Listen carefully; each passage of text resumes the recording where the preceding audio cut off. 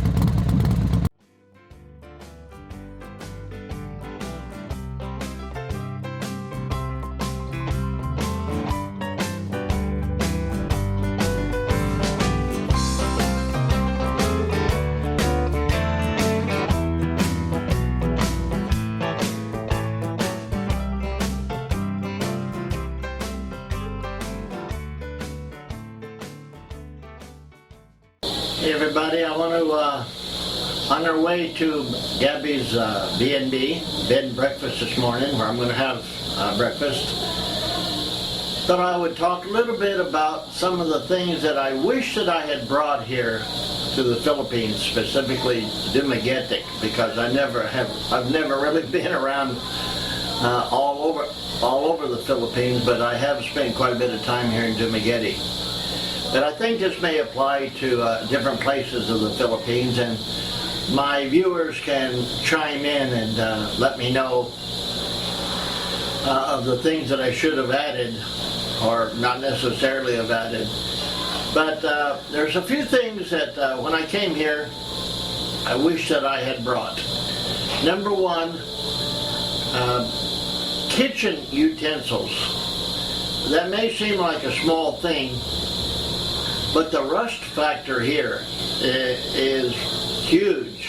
Things get rusty real quick. I've never lived on a tropical island before, but evidently the salt and the humidity can really do a number on items with rust. And we've had a lot of things go rusty, and right now I'm talking specifically about knives, forks, and spoons. But when we would go back to California, when we came here, we would go every year to California to visit our children and friends. One time we brought back, we went to, I believe it was Target, and I bought a set of good stainless steel knives, spoons, forks. And to this day, 10 years later, when I pick up that spoon or use that fork, man, it's nice. I really appreciate it. It's just a small thing, but I appreciate how solid and clean it is. So if you get an opportunity to bring things in your luggage, or what they call a buy-in box, which is box that a lot of Filipinos bring from overseas to the Philippines. Throw in some kitchen utensils. Number two, tools. Oh, how many times have I wished that I had a good set of tools here. I mean, I've got basic things, screwdriver, pliers, wrench, but they're very poor quality.